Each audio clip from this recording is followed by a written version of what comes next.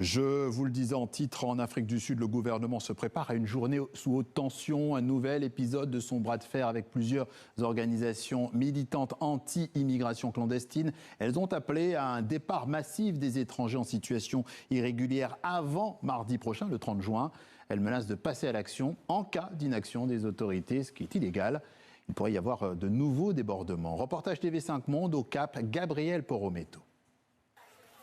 Dans ce marché d'un quartier multiculturel du Cap, la communauté congolaise se prépare à la date butoir fixée par des mouvements anti-migrants. Le 30 juin, beaucoup ont décidé de rester chez eux par crainte des violences. C'est le cas de Tantine, commerçante congolaise installée au Cap depuis 18 ans. Je ne vais pas ouvrir mon magasin, il sera fermé.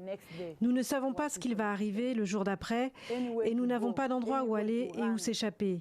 On peut rester à la maison aussi, mais qu'est-ce qu'on fera si les gens viennent nous chercher? Une crainte partagée par les clients du magasin de Tantine. Il faut sois prudent, il ne faut pas partir au travail. Si tu fais le business, il faut rester à la maison. Depuis plusieurs mois, de nombreuses communautés étrangères vivant en Afrique du Sud disent vivre dans la peur. Les appels à des manifestations hostiles aux immigrés ravivent les tensions dans plusieurs villes du pays. Ce climat rappelle les violences de 2008 qui avaient fait 62 morts. Nous avons toujours travaillé au sein des communautés. Nous n'avons jamais eu le sentiment que ces communautés avaient changé de position sur la question de la migration. En revanche, nous avons vu apparaître des personnes qui faisaient campagne, défendaient cette cause et recrutaient des gens pour les rallier à leur mouvement. Mais il ne s'agit pas d'une évolution naturelle de la société sud-africaine, c'est une évolution artificielle.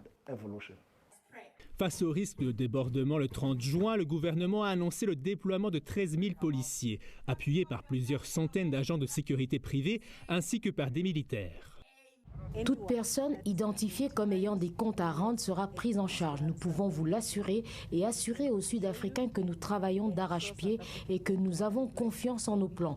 Nous disposons d'informations suffisantes, nous sommes pleinement à l'œuvre et toute personne qui enfreint la loi sera traitée sans crainte ni faveur. À l'approche de cette journée sous haute tension, des centaines d'étrangers cherchent à quitter le pays. Au Cap, des ressortissants zimbabwéens attendent devant leur consulat dans l'espoir d'obtenir une place dans un bus pour rentrer chez eux, mais les délais de départ restent incertains.